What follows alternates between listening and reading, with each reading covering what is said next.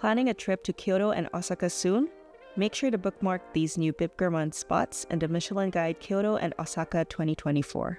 To start, let's eat around the historic and charming city of Kyoto. Shigetsu, which also has a Michelin Green Star, offers Shojin cuisine, a vegetarian menu based on Buddhism. To add to the serenity, it also overlooks a beautiful Japanese garden.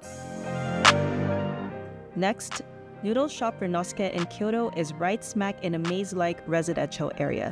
The restaurant has no sign, but don't let it stop you from visiting. You can end your meal with a silky custard pudding.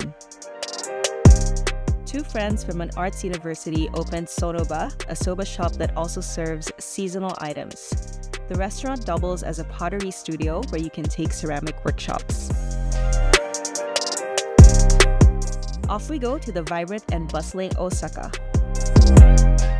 If you want to try tonkatsu by a former French chef, visit Tonkatsu Fuji. The secret ingredient in the sauce? Red wine.